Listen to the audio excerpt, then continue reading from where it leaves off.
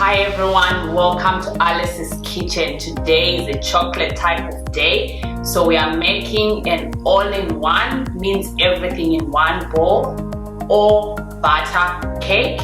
It's going to be made in a bundt tin, and I am going to top it off with some chocolate ganache because I feel like something really sweet with a cup of tea. So let's get started, get your things ready, and let's get baking. Our ingredients, we've got 3 eggs, 180 mils of milk, 250 grams of caster sugar. We've got 2 teaspoons of vanilla extract, 335 grams of self-raising flour. This has been sifted. And lastly, we've got 250 grams of soft butter at room temperature. So you start by adding the flour to your bowl. Remember, it's all in one, so we are adding all our ingredients to our mixer. And you add your sugar. It doesn't matter the order, add your eggs. The egg is lightly beaten so it can incorporate easily. The milk, make sure your milk is at room temperature. Vanilla extract,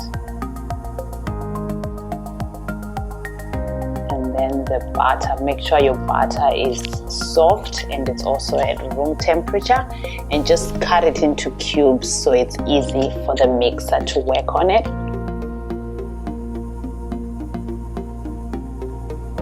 Once everything is in, you want to turn your mixer on. Start with a low speed so that things don't fly out, and just mix until everything is well incorporated. Don't over mix. So yeah, after a smooth batter like what we've got now, so that's ready to go into the tin. I've already greased my bundt tin like that and dusted with flour. Make sure it's well greased so your cake doesn't stick. So you just pour your butter into the tin.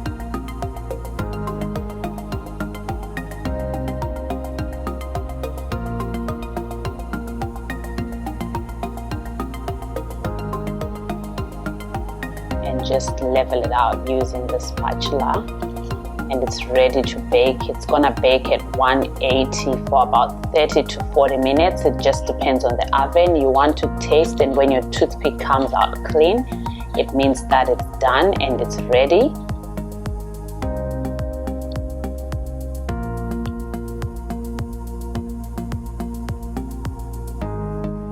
And now we're just going to check if it's ready.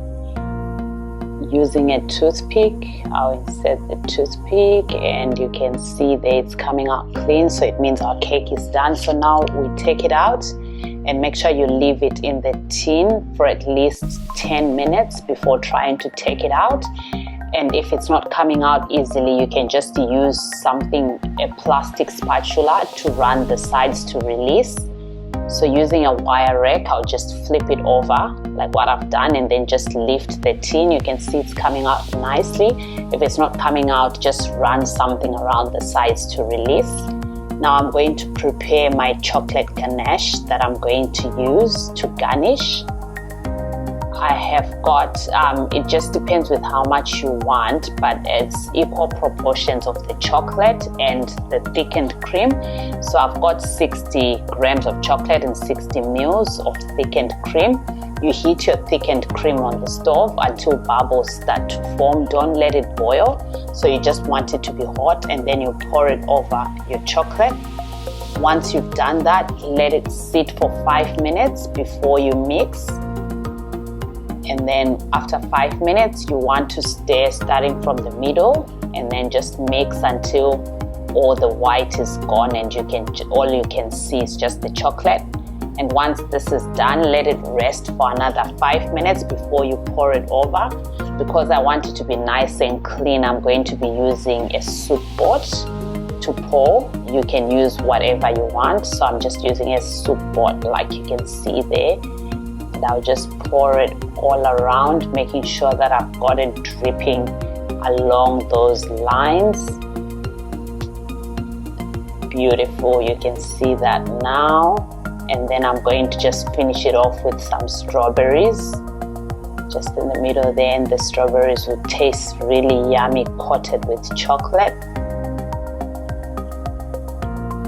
Now just cut it up so you can see the inside. It's so soft, and I bet you it's going to be delicious. I can't wait to try this one out. The chocolate is just going to give it that taste.